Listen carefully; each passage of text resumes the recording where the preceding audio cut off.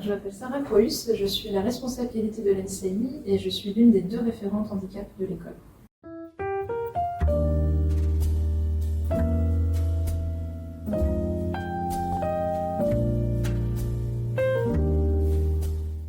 J'ai voulu devenir référente handicap pour 2 raisons.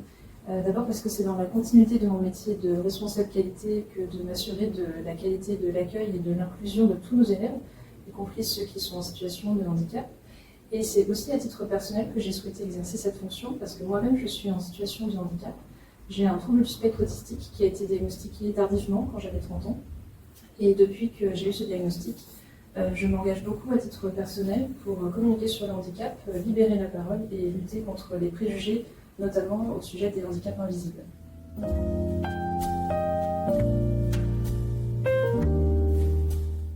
Alors, de manière générale, dès que l'état de santé physique et ou psychique d'un élève peut perturber le déroulement de sa scolarité, il ne faut pas hésiter à venir nous voir. Une situation de handicap peut être temporaire, comme une blessure, ou être permanente. Et dans les 2 cas, un élève peut venir nous voir évidemment. Et les situations de handicap sont très variées. Évidemment, tout le monde pense à la mobilité réduite, mais il n'y a pas que ça. Il y a aussi les troubles visuels, les troubles auditifs, les troubles de la parole, les handicaps psychiques. On pense à la dépression, la schizophrénie par exemple. Les handicaps cognitifs, comme la dyslexie, le trouble de l'attention avec ou sans hyperactivité, ou le trouble du spectre autistique. Et il ne faut pas non plus oublier les maladies chroniques invalidantes, comme le diabète ou l'endométriose.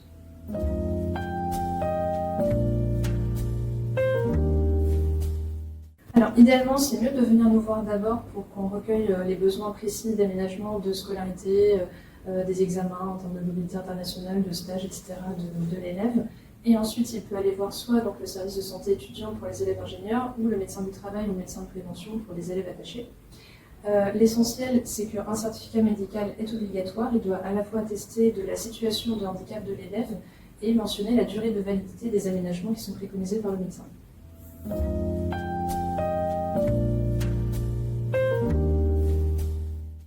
Si on pense avoir un handicap, une maladie, mais qu'on n'a pas encore entamé son parcours de diagnostic ou qu'on est en cours de diagnostic, là aussi, l'élève peut venir nous voir. La difficulté, évidemment, ce sera que sans certificat médical, nous, on ne peut pas présenter le dossier à la commission d'études et demandes d'aménagement.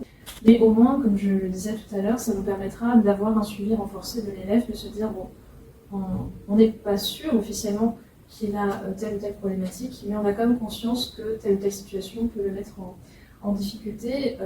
On peut aussi potentiellement l'aider à chercher un interlocuteur adapté, de l'orienter vers une structure médicale par exemple. Donc de toute façon, un élève qui a une difficulté peut venir voir la cellule handicap, ce ne sera jamais une mauvaise idée.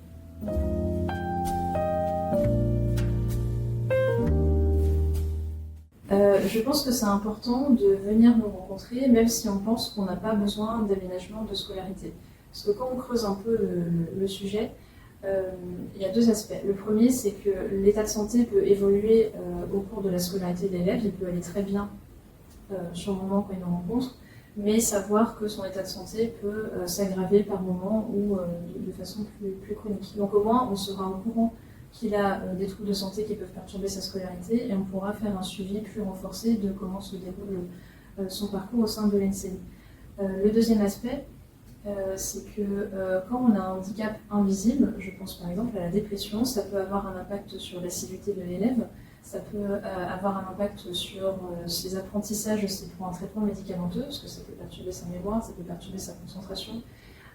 Et peut-être aussi que lors de ses examens, s'il peut préparer ses oraux ou ses écrits au calme avec un tiers-temps, si ça peut lui apporter un confort supplémentaire et lui permettre d'aborder ses épreuves de manière plus sereine, c'est une façon en soi d'apporter de l'équité à tous les élèves de l'école.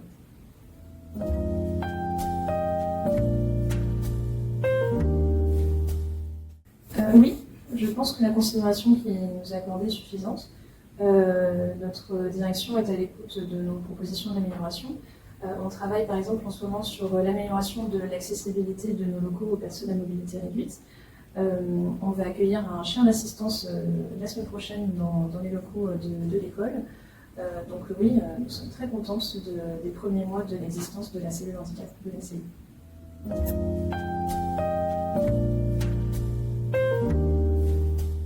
Alors nous n'avons pas calculé pour l'instant, parce que nous avons reçu seulement 10 élèves depuis la rentrée de septembre.